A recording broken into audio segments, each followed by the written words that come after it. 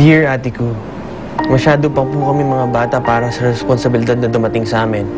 Ate ko, pareho pa po kaming nasa koleyo at ayaw naming masira ang aming buhay dahil lang sa isang pagkakamali. Naisip naming paliglig ang bata pero alam kong kasalanan to sa Diyos.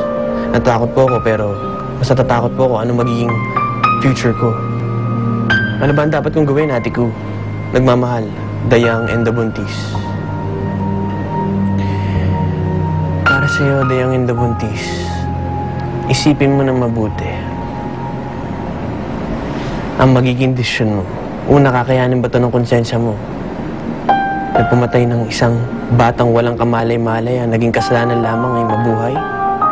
Pangalawa, may komplikasyon sa pagpapalaglag ng bata. Pwede mong ikamatay ito.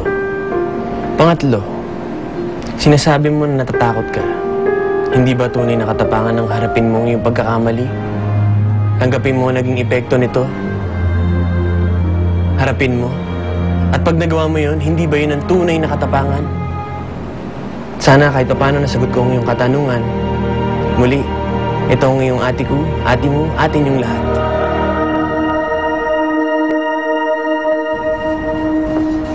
Anong balak niyo ngayon? Hindi pa po namin alam.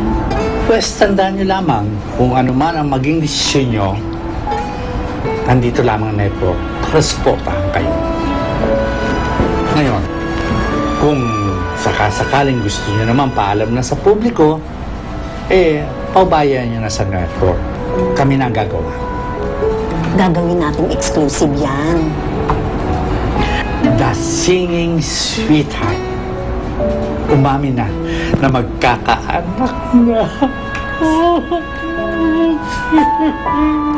Sige, pagka po napag-desisyon na namin na ipapaalam na namin sa lahat, sabihan namin mo kayo.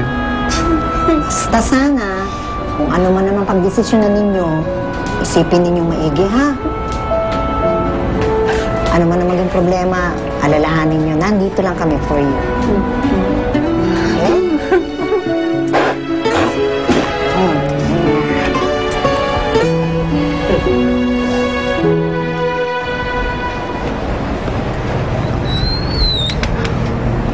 Ang ganda ng sinabi mo, Carrie. Sigurado akong matutuwa ang caller. Maling. Bakit tahimik ka? Naiisip ko lang. Alam ko tama yung sinabi ko sa caller. Pero hindi ko rin maiwasan na sumagi sa isip ko. Baka mas mabuti kung ipinalaglag na lang nila yung bata. Malaking kasalanan sa Diyos yun. Maling ba? Paano kung hindi pa siya handa? Isinilang niya yung bata, tapos bigla niyang iiwan. Hindi ba mas malaking kasalanan yun? Parang yung nangyari sa akin. Pinanganak ako, tapos iniwan ako ng nanay ko. Sana una pa lang, hindi na ako sinilang. Kasi gano'n, hindi ko na maramdaman na sakit.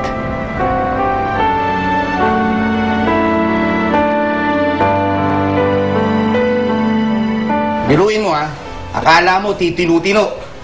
Nasa loob pala ang kulo. Well, marami naman talagang ganyan. Wala tayong magagawa. Oo. Mabuti pa, gumahin na lang kayo sa akin. Nasa labas lahat ng kulo. Paano na ngayon yan? Anong mangyayari sa kanila? Paano yung career nila? Kung mahal talaga nila yung career nila, ipapalaglag nila yung baby. Ba? Pero bad yun, no? Ano ka ba? Mas bad ang mawalan ng career. Correct. Tama rin yan, eh. Eto, tandaan niyo yung sinabi ni Mang Bebet, okay? Tandaan niya. Huwag makakarating kahit kanino ang tungkol dito, okay? Yes.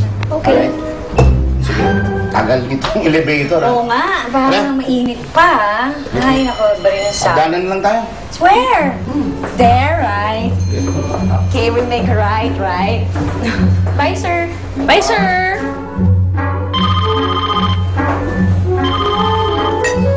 O ano, te? Later. Bago akong chismis sa'yo. Kilala mo ba kung sino yung buntis? Ano? Pahongit ka. Ngayon nga lang namin nalaman. Huwag ka maingay, ha? Kasi sabi sa amin, huwag daw maingay. Sa'yo ko lang naman sinabi.